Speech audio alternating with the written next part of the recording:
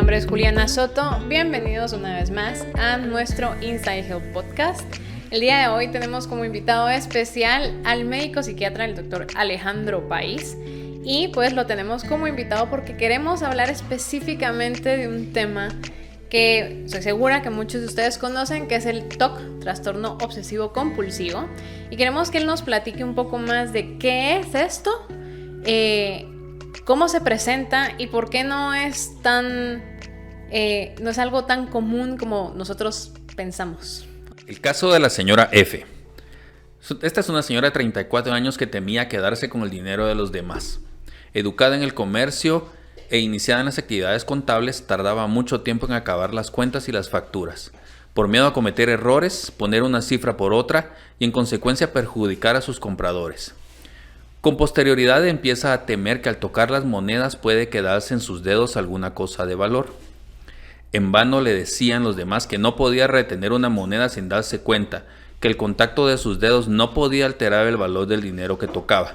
Y ella decía, eso es cierto, mi inquietud es tonta y ridícula, pero no me la puedo sacar de la cabeza, no puedo evitarlo.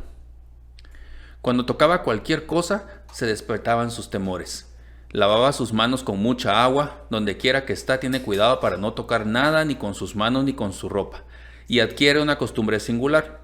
Cuando toca algo, cuando su ropa entra en contacto con un mueble o con cualquier otro objeto, cuando alguien entra en su apartamento o ella va de visita, sacude con fuerza sus manos, se frota los dedos, se frota las manos unas con otras como tratando de quitarse alguna materia sutil escondida entre las uñas.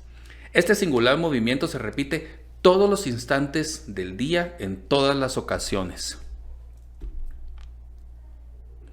Se levanta a las 6 de la mañana, tanto en invierno como en verano tarda en arreglarse 1 hora y media y en los periodos en donde se siente peor más de 3 horas. Antes de levantarse de la cama frota sus pies durante 10 minutos para quitar lo que haya podido deslizarse entre sus dedos o bajo las uñas. Después le da vuelta a sus zapatillas varias veces, las sacude y se las da a su empleada para que ésta, después de examinarlas detenidamente, asegure que no se esconde ninguna cosa de valor.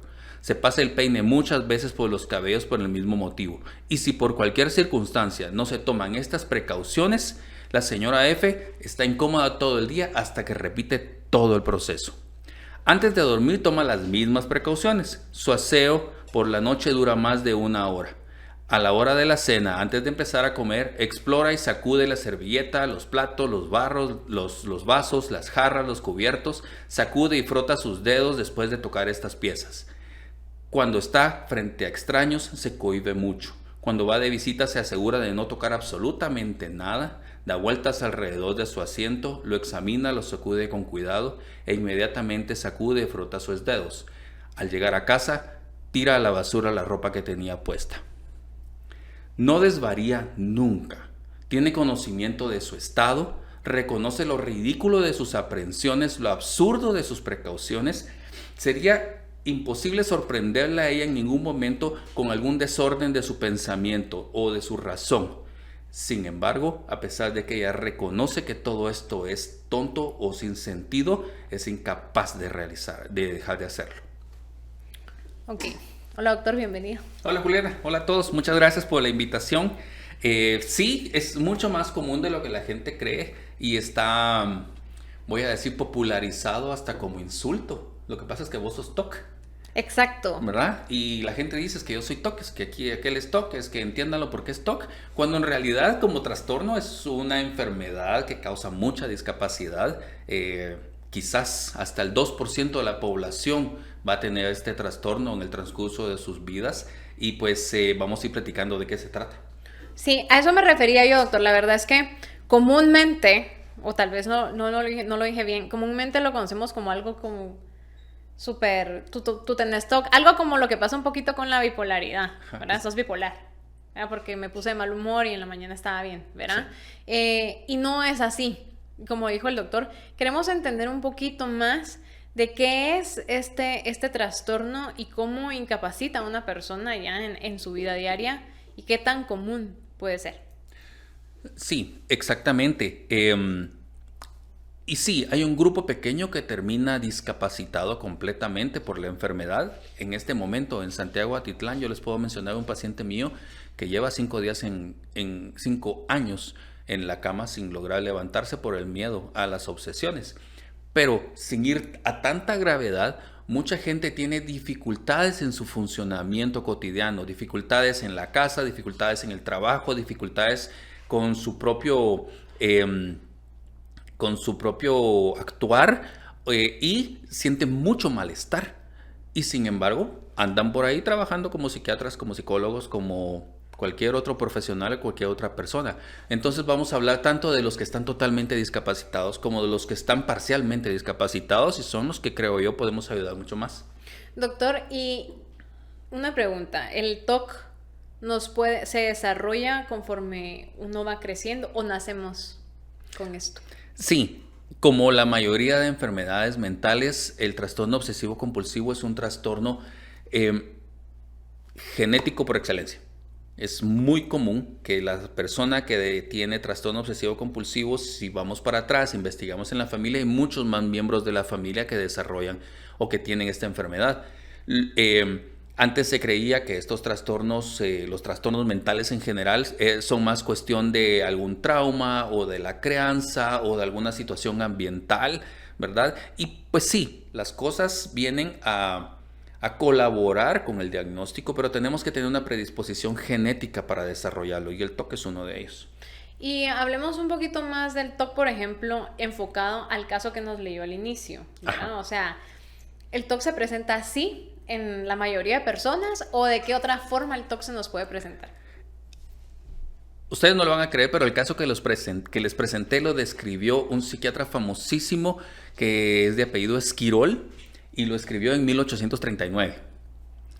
Esto ha estado creando curiosidad científica desde hace siglos. Antes la visión era más una visión hacia lo espiritual, hacia lo mágico, hacia lo místico. Poco a poco nos hemos ido decantando más hacia lo que es una enfermedad como cualquier otra. Pero este doctor fue de los primeros que lo describió. Y sí, muchos de los que sufren trastorno obsesivo compulsivo tienen este miedo a contagiarse, miedo a contaminarse, miedo al desorden, ideas, literalmente, ideas tontas que no se pueden sacar de la cabeza. Porque algunos sí se presentan así y otros se presentan de otra manera. Es porque el trastorno obsesivo compulsivo, a pesar de que es uno, se presenta como con 5 diferentes caras, podríamos decirle así, como con 5 diferentes dimensiones de él mismo. Si ustedes ven, los que no han visto una película que está en Netflix, perdón por los anuncios, que se llama Tok Tok, ¿sí? Se van a dar cuenta que todas las personas que están ahí son completamente diferentes. Ok. ¿Sí? Y no les voy a decir más, para que los que no la han visto la vean. Para que no haga spoiler. Pero todos son completamente diferentes, y al final nos enteramos de que en realidad hay algo más grande que esas aparentes diferencias, ¿sí? Hay quienes tienen... Les voy a comentar de una vez cuáles son esas 5 diferentes dimensiones. La clásica es el miedo a contaminarme. Yo he tenido pacientes que pues cometen una imprudencia sexual y tienen miedo a contaminarse, a verse contaminado con HIV, ¿sí? Y cuando llegan conmigo, llegan con 30 pruebas de HIV negativas. Y dicen, doctor, tengo 30 pruebas en las manos, no tengo HIV. Y preguntándole en la historia, ¿y cómo fue tu imprudencia? ¿Qué fue lo que hiciste? No, si usé condón, pero tengo miedo. Y bueno, con esas pruebas continúan pensándolo. Y aunque tengan las pruebas, aunque tengamos una lógica, una razón, una evidencia en la mano de la persona, no se puede sacar la idea de la cabeza, ¿sí? Entonces, miedos de contaminación. Ahorita que apareció COVID, nosotros empezamos a ver un montón de gente con yo le puse síndrome pre-COVID, los que ya estamos predispuestos porque traemos una carga genética para desarrollar trastorno obsesivo compulsivo. De repente nuestro gran miedo se nos hizo realidad y la muerte está en la puerta, ¿verdad? Entonces tengo COVID. Yo no sé cuántos de ustedes han tenido por lo menos 5 COVID psicológicos.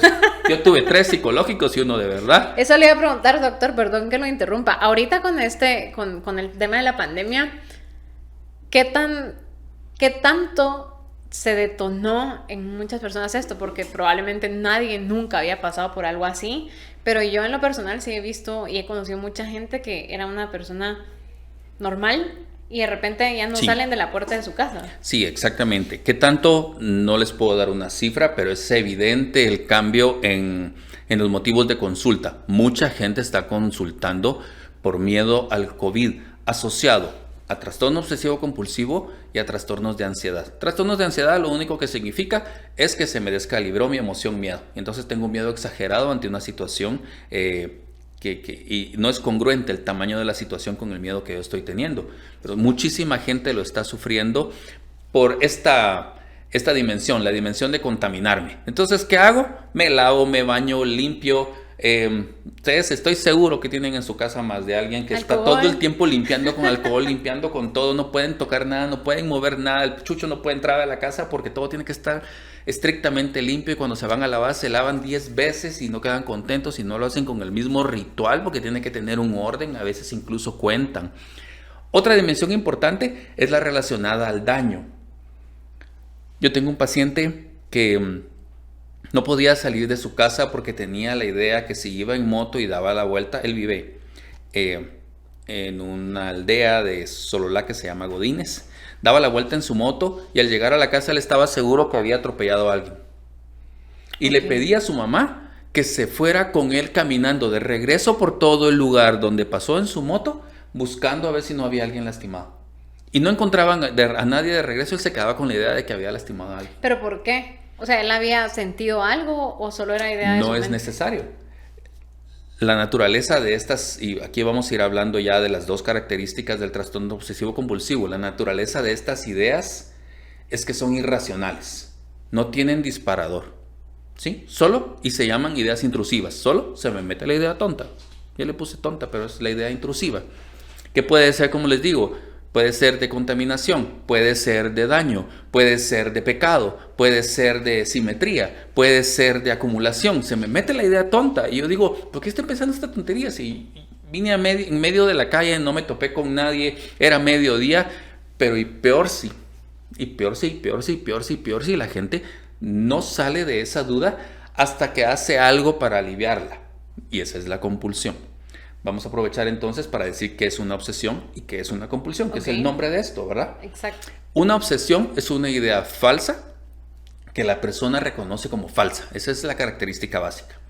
Si yo no la reconozco como falsa, es una idea delirante. Estamos hablando de alguien que está fuera de la realidad, de alguien que está psicótico. Pero si yo sé que esa idea no es cierta, ¿sí? Pero no me la puedo sacar de la cabeza, es una idea obsesiva. Puede ser una idea, puede ser incluso una imagen.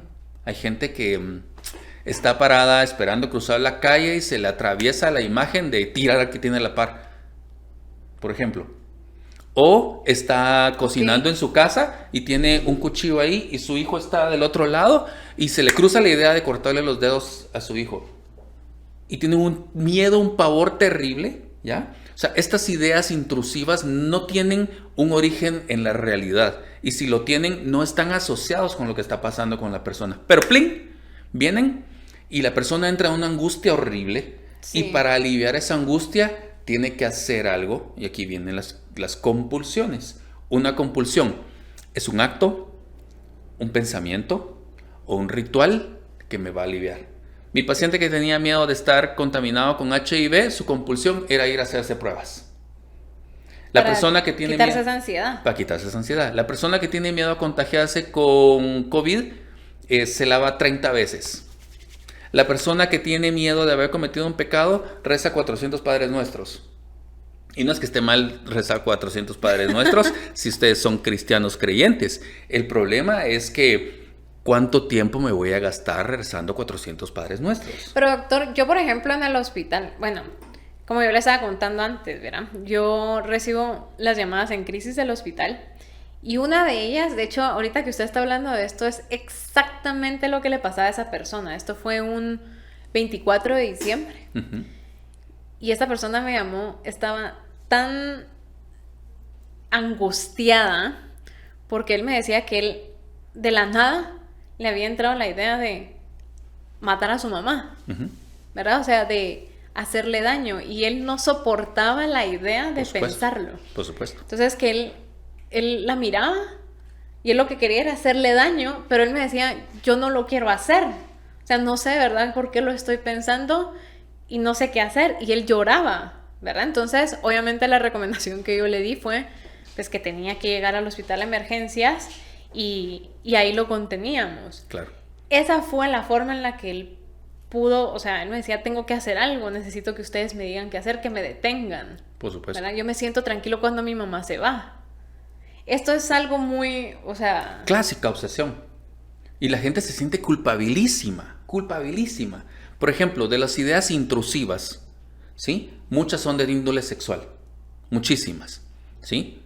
Otro paciente mío, un adolescente de 14 años que está en clase sentadito viendo a su maestro y de repente se le cruza la idea por la mente, no, se le cruza la imagen por la mente de él en el escritorio del maestro teniendo sexo anal. Y truena el patojo. Y llega a la casa llorando diciéndole a su mamá, mamá, creo que soy homosexual.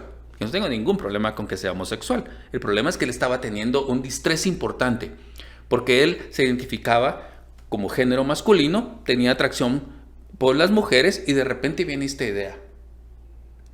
Y como desgraciadamente el estigma y la discriminación hacia las enfermedades mentales hace que no se piensen de entrada, la familia hizo de todo lo que haría cualquier familia, voy a decir, prejuiciada, para tratar de curarle su homosexualidad, hasta que al final pues llegó conmigo y resulta que el patojo no era homosexual, insisto, si hubiera sido homosexual no importaba, pero no era homosexual, sino que lo que estaba teniendo era ideas intrusivas de índole sexual. ¿Ya? Se le dio tratamiento para el trastorno obsesivo compulsivo y se desaparecieron las ideas. Ok. Uh-huh. Otra de las dimensiones importantes son estos como profundos escrúpulos, como cosas inaceptables, como esto que les acabo de contar, ¿sí? Y muchas veces está asociado a cosas religiosas o cosas sexuales, cosas que son tabú, que son de una altísima carga moral. Ajá. Entonces, de entrada, nadie piensa que esto es emocional o que esto es mental o que estos son químicos en el cerebro descalibrados. Entramos al ámbito espiritual o al ámbito místico o al ámbito social y desde ahí tratan de apoyar a las personas y a veces se pierde mucho tiempo tratando de ayudarles desde, voy a decirlo, lo cotidiano, lo popular. Uh-huh. ¿Sí? Cuando estamos hablando de una obsesión. Hay otra importantísima que es muy común y es la dimensión de las obsesiones de simetría. Exacto. Ayer se subió un meme con cositas asimétricas, ¿sí? Y nos pasa a muchos, ¿verdad? Esta maceta es una maceta contra obsesivos, ¿verdad? Porque no sabe uno si está parada o está acostada y las flores se van a caer y alguien con trastorno obsesivo compulsivo ya hubiera venido a hacer esto y quedara bien en el centro. Exacto, sí, es una foto donde hay un pie y está cortado en medio. Ajá, sí. Y es muy común, ¿verdad? Las personas con trastorno obsesivo compulsivo necesitan tener orden, ¿verdad? Si en su casa todos los días tienen su computadora en esta posición, ahí trabajan, alguien viene y se las pone de esta manera y ¡pum! Explotan, porque los sacamos de su rigidez, ¿verdad?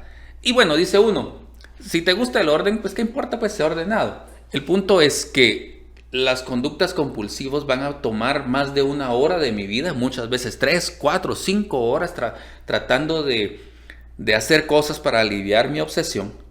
Y 2, tienden a sufrir mucha irritabilidad, a tener muchas dificultades sociales porque entonces se pelean en la casa porque alguien lo movió, se pelean en el trabajo porque alguien no puso el punto exactamente donde tenía que estar. Empiezan a tener dificultades sociales. Exacto, creo que va un poquito más allá. Eso era lo que estábamos hablando antes de empezar a grabar este podcast. Sí, creo que tiene relación el tema de la simetría, pero muchas personas confunden que tener TOC es solo que esto me molesta en el momento, ¿verdad? Pero creo que va un poquito más allá, es más grave que eso. Sí, todos tenemos todas las características humanas en nosotros, todos, creo yo. Lo que diferencia a unos de otros es el volumen de cada característica. Y en psiquiatría tenemos 2 palabras básicas para decir si esto, hay un límite donde nos dice esto es normal, a veces no tan normal pero aceptable. o empieza a ser anormal al punto de ser muy anormal y ser un trastorno. Y es uno, la funcionalidad. Mucha gente con trastorno obsesivo compulsivo o con síntomas obsesivo compulsivos pasa toda su vida viviendo más o menos normal. Se acostumbran, se adaptan, la familia se adapta a ellos. Sí, la familia es la que más sufre usualmente cuando alguien tiene esta enfermedad. La familia ya sabe, ahí viene, todo todo en orden, todo en su lugar, el perro bien peinado. Es porque si no, a peinarlo, ¿verdad? Y logran una cierta funcionalidad. A veces altísima funcionalidad, especialmente hay profesiones o trabajos en los que ser obsesivo trae muchas ventajas, ¿verdad?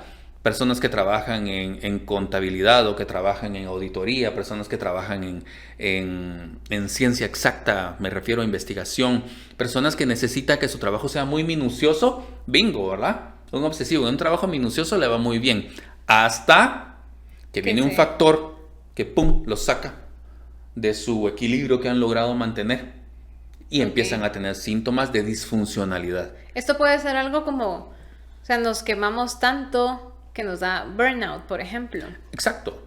Y en salud mental es igual. Yo puedo tener mis mecanismos para adaptarme a mis rasgos y puedo tener mecanismos para lidiar con el estrés, pero a veces que viene COVID, que vienen las deudas, que viene un hijo enfermo, que viene un terremoto, que viene, porque los factores pueden ser miles, ¿verdad?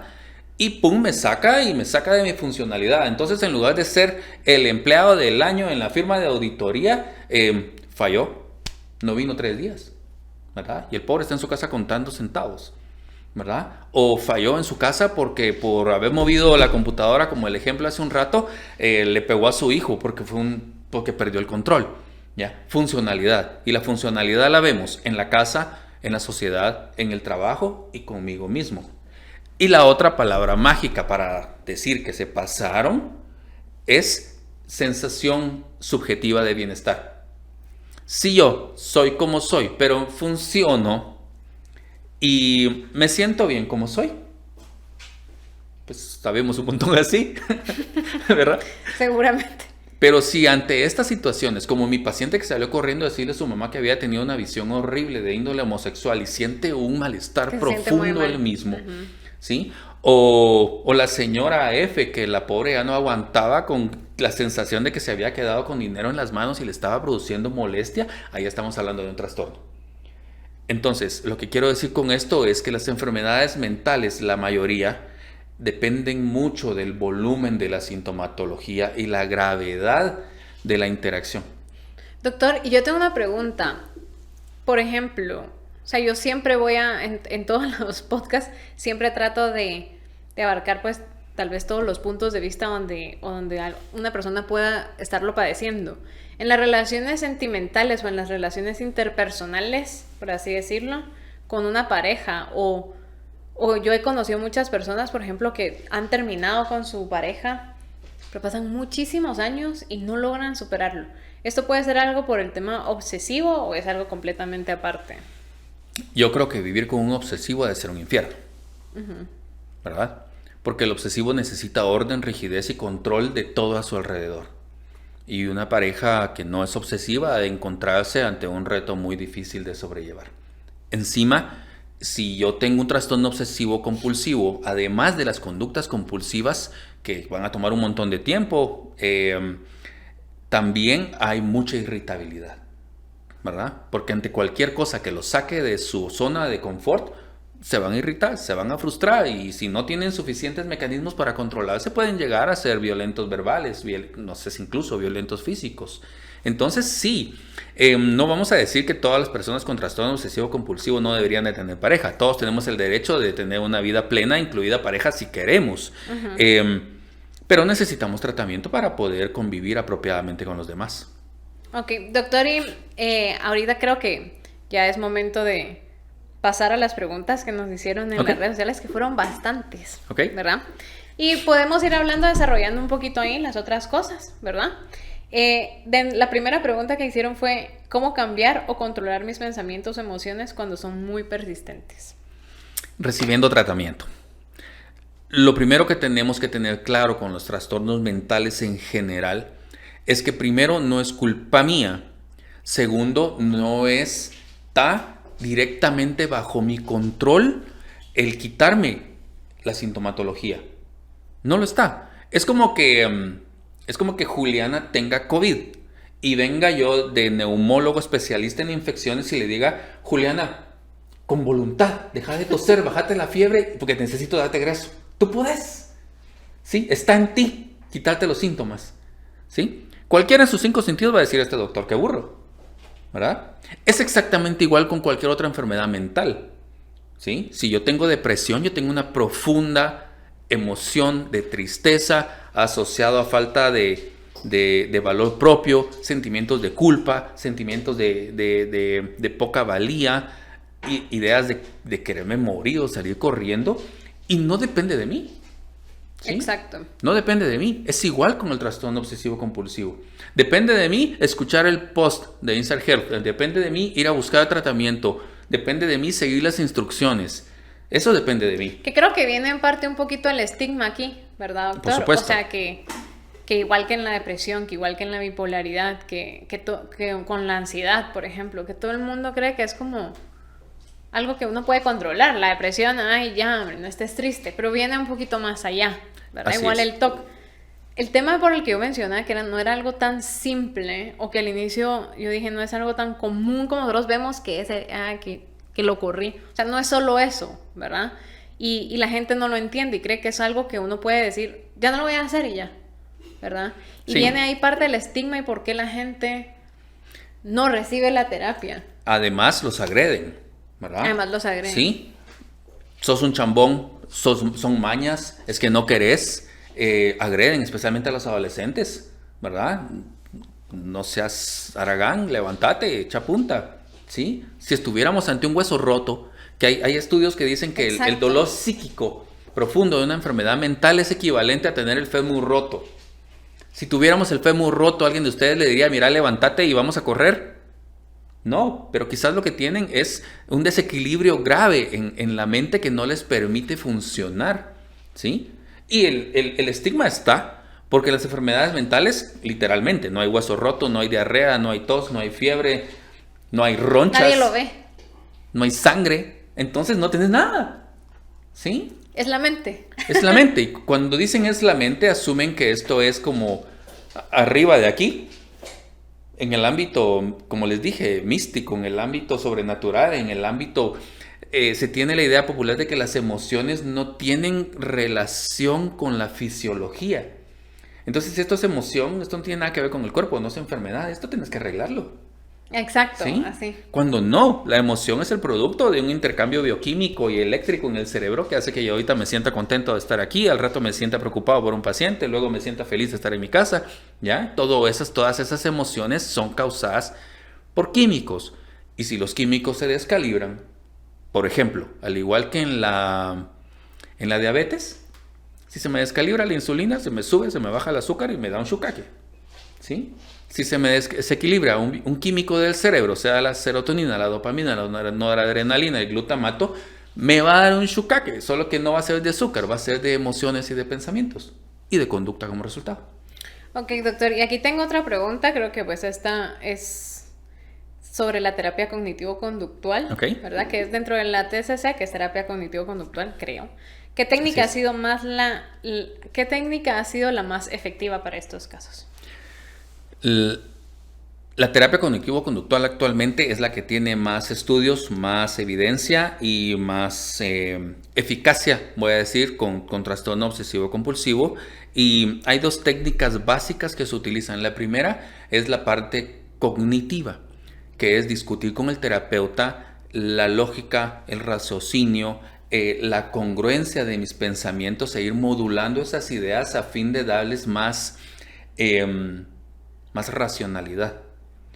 Y la otra parte es la parte de la exposición gradual, ¿sí? Yo tengo miedo a tocar ese inodoro porque está lleno, yo también, lleno de bichos y después me voy a tener que lavar 3 días sin parar.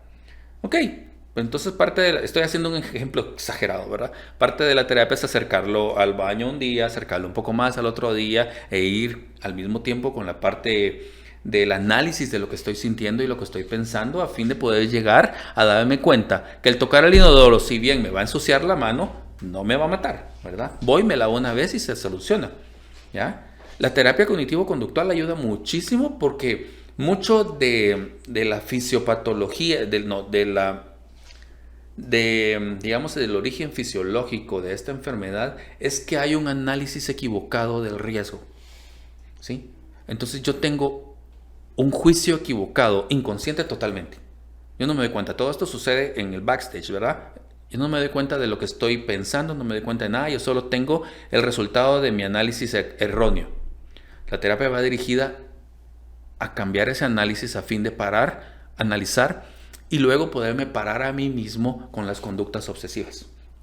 No es la única psicoterapia que funciona. Terapia psicoanalíticamente orientada, breve, también ayuda mucho. En especial, ayuda mucho a solucionar de paso otros problemas que pueden haber en la vida de la persona. Pero sí es la más estudiada y la que más aplicamos. Y en InSTEGeRT es la que más usamos. Actualmente tenemos una paciente obsesivo-compulsiva trabajando con el personal de psicología de allá y está muy bien con su tratamiento.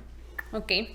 Aquí hay algo que pues a mí también me llama la atención la pregunta, porque de hecho me la hacen muchos, ¿verdad? Cuando me escriben por referencias a psiquiatras o a psicólogos. Obviamente sabemos que en Guatemala hay un estigma súper amplio acerca de lo que tiene que ver con la salud mental, ¿verdad? Ir con psiquiatra es como, yo no estoy loco. Eso es lo que a mí me dicen, ¿verdad? Entonces, el psicólogo lo ven menos agresivo. Aquí hay una pregunta que me hacen y es, si conozco a alguien que puede tenerlo, le sugiero que vaya con un psicólogo, primero con un psicólogo o con un psiquiatra. Eso de si conozco a alguien que pueda tenerlo suena a aquellas películas en donde conozco a alguien a quien le gustaste, ¿verdad? Miren ustedes, somos como 110 psiquiatras. Eso es 0.6 psiquiatras por cada 100,000 habitantes en Guatemala. Y son como 7 a 8 psicólogos por cada 100,000 habitantes. Hay muchísimo más psicólogos que psiquiatras. Y digamos, hace unos 20, 30 años, muchísimos menos psiquiatras. Y por suerte, el pool de psicólogos en Guatemala ha sido un poco más grande que ha logrado suplir necesidad de la población. Y yo conozco gente muy buena que de verdad que yo no entiendo por qué no se les entrena un poquito más en psicofarmacología y que le entren a todo de una vez, porque nunca nos vamos a dar abasto en Guatemala, ¿ya? La respuesta a la pregunta, les explico esto porque en Guatemala se ha hecho al revés por necesidad y qué bueno, porque alguien lo tiene que hacer, ¿sí? La respuesta es, en un país desarrollado bajo circunstancias ideales, el ideal sería que una persona, luego de una evaluación de tamizaje que podría ser un trabajador social, un psicólogo o incluso un psiquiatra, ¿sí?, se le envíe, si se identifica que puede tener un trastorno mental o de las emociones, se le refiera al psiquiatra primero. ¿Por qué? Simple y sencillamente porque nosotros somos médicos. Entonces, de entrada, si en el historial que se le toma a la persona yo identifico, ok, pero estas emociones pueden estar relacionadas a un problema en su tiroides. Ok, pero estas características de insomnio pueden estar relacionadas a un problema de epilepsia. Ok, pero estos trastornos pueden estar relacionados a un problema de las suprarrenales. Es porque, de paso, junto con la evaluación del estado mental, estamos haciendo una evaluación general de probable sintomatología de enfermedades, voy a decirle, físicas, que pueden estar causando los síntomas. Entonces, el ideal es que el psiquiatra haga la primera evaluación general completa y luego diga, ok, esta persona está sufriendo trastorno obsesivo compulsivo y no es causado por una enfermedad médica. Yo voy a hacerme cargo de la parte farmacológica y lo refiero con mis psicólogos de confianza, con el equipo con el que trabajo para que hagan la parte terapéutica. Y pues aquí no lo hacemos, pero voy a hablar también con trabajo social para que vayan a la casa, hablen con la familia y eduquen a la familia al respecto de la enfermedad para que dejen de estarle tirando piedras y agrediendo al pobre que lo que necesita es lavarse las manos, ¿verdad? La respuesta es, en un mundo ideal somos un equipo, yo no puedo trabajar sin los psicólogos con los que lo trabajo y no me imagino si yo fuera psicólogo trabajar solo con la mitad del tratamiento que necesita la persona. Entonces, si pueden, un buen psicólogo les va a hacer una evaluación general y los va a enviar con un psiquiatra si es que encuentra un trastorno. Un psiquiatra responsable va a hacer su parte y va a referir. Somos un equipo, ¿verdad? Qué buena respuesta. Y ya para terminar, doctor, hay una última pregunta que creo que es importante. Y digo que es importante porque pasa mucho que la gente se autodiagnostica o se autorreceta, Sí. se automedica y ahí vienen muchos otros problemas. Esto Así es. pasa con la depresión, puede pasar con TOC, Con la puede pasar ansiedad. con muchísimas cosas y creo que aquí la pregunta es, ¿la terapia farmacológica sin terapia psicológica o psiquiátrica se puede quitar? Que quita la obsesión. Sí, Eso ¿no? sin una guía, ¿verdad? Sí, ¿no? Todos los estudios dicen que trastornos como la depresión, como la ansiedad, yo diría que incluso el trastorno obsesivo compulsivo, si recibo solo tratamiento farmacológico, van a mejorar hasta cierto grado y probablemente se sientan lo suficientemente bien para retornar a sus actividades normales. Si solo hago psicoterapia, probablemente también me haga un efecto parcial y me sienta lo suficientemente bien para regresar a mi funcionalidad.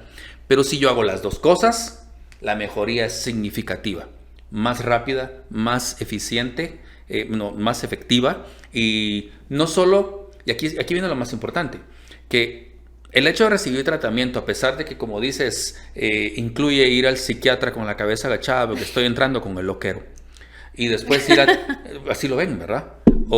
Y después tengo que ir a una terapia de no sé cuántas semanas con la psicóloga una vez a la semana y que qué caro, y más la medicina, que qué cara. Lo importante de recibir tratamiento es que si yo vengo, porque ya dijimos que esto es genético, o sea que lo tengo desde toda la vida, solo que se me expresó, digamos, de la adolescencia para adelante. Si yo vengo con esta enfermedad y con mi capacidad y mis recursos emocionales y cognitivos logro medio funcionar, pero de repente viene COVID o viene cualquier cosa y ¡pum! Me bota. Aquí recibo tratamiento, ¿sí? Y el tratamiento me hace no regresar a donde estaba, sino estar en el punto donde debería haber estado si nunca hubiera desarrollado los síntomas. La ventaja de recibir tratamiento no solo es que se me alivia la sintomatología, sino que mi funcionalidad como ser humano y mi calidad de vida van a mejorar mucho más. Sí, y la verdad es que a mí me parece muy importante la pregunta de los fármacos, pero también me parece importante recalcar, ¿verdad? Que lo que le funciona al doctor Pais no me va a funcionar a mí, ¿verdad? Y para esto necesitamos una guía. Nunca Sí. tomemos medicina psiquiátrica sin una guía, ¿verdad? Y sin que esto haya sido recetada por el profesional, ¿verdad? Y ser honestos con nosotros mismos, ¿sí? Si yo me siento mal, compartirlo. Ya les dije, las enfermedades mentales son exactamente lo mismo que cualquier otra enfermedad. El que no lo habla, el que no lo reconoce, el que no se hace cargo, corre riesgo de empezar a automedicarse. Les puede ir mal y automedicarse, por ejemplo, con tranquilizantes, que es lo más común, ¿verdad? No voy a hablar mal de ninguna casa médica, voy a hablar mal de los medicamentos. Un medicamento bien usado, un tranquilizante bien usado, nos es muy útil. Mal usado, diazepam, clonazepam, midazolam, alprazolam, bromazepam, solo el Pam. mazapán, ¿no? Ni el pan. Pero de ahí, todos los tranquilizantes van a aliviarnos y vamos a sentir que ya regresé, pero no están curando absolutamente nada, ¿sí? Eso sí nos va más o menos mal. Si nos va muy mal, nos aliviamos con alcohol. Porque el alcohol es un excelente ansiolítico. El problema es que luego se vuelve el problema. Exacto. Entonces, hay que tener mucho cuidado. Y como dice Juliana, sí, el tratamiento de elección para el trastorno obsesivo compulsivo son los antidepresivos, que de paso no son tranquilizantes, no son sedantes, no son hipnóticos, no producen Que es lo que la dependencia, no gente producen cree. adicción. No se siente nada cuando se lo toman, puro el chiste, ¿verdad? No siento nada, porque el efecto se da más o menos a las 4 semanas de estar tomando el medicamento, ¿sí? Son muy seguros en la actualidad y son muy eficaces. Yo los uso todos los días con mis pacientes, conmigo mismo y con mi familia, ¿sí? Sé que los medicamentos son muy eficaces en lo que hacen y me voy a evitar caer en probables adicciones o probables dependencias que luego pues nos van a echar a perder la sintomatología. Porque si yo tengo un problema de dependencia de alcohol o un problema de dependencia de tranquilizantes, más el trastorno obsesivo compulsivo, Sí, yo creo que esto que usted está mencionando ahorita es, pues ya para terminar, es importante recalcarlo. Yo se lo digo mucho a las personas que me llaman, sobre todo con adicciones, ¿verdad? O sea, me dicen, no sabemos de dónde salió así, no sabemos desde cuándo empezó a consumir y yo solo quiero desintoxicarlo. No sirve de Entonces, no sirve de nada, es lo que yo les dije. O sea, yo siempre les digo, es importante que, vamos, obviamente la desintoxicación, pero luego tenemos que ver qué hay atrás de eso para que podamos evitar estas adicciones. O si no, va a pasar lo que pasa muchas veces que se hace la desintoxicación, se van y el consumo regresa. Sí. Pero entonces, doctor, quisiera saber en dónde lo pueden localizar las personas que quisieran hacer alguna consulta con usted, si tiene alguna página en Instagram o algo así, para que pues hagan una cita. Yo soy de la década de los 70s. No tengo Instagram, tengo Facebook. En Facebook pueden buscar Guatemalan Family Psychiatry, que es nuestra clínica. Estamos aquí en Sixtino 2 y también atendemos las urgencias en Inside Health cuando son necesarias. El teléfono de la clínica es 2296-7322. Y si cualquiera tiene alguna duda, me pueden mandar un WhatsAppazo también. Mi celular es 4009-1870. Es casi que de conocimiento popular mi celular, así que no importa. Y gracias por la invitación. Pues yo la verdad es que estoy muy contenta. Este podcast me ha parecido súper interesante. Además que es muy divertido hablar con usted. Pero sí, el doctor Pais trabaja en Inside Health, trabaja con nosotros. Es un doctor que nosotros pues acudimos mucho cuando son emergencias, ¿verdad? Y él es uno de los médicos que está en llamada con nosotros. Entonces, pues si ustedes quisieran también que los atienda él y comunicarse a través de nosotros, pues nosotros hacemos todo el contacto. Y recuérdense que en Instagram nos pueden encontrar como InsideHealth-GT y en Facebook como InsideHealth GT. Muchísimas gracias. Hasta luego.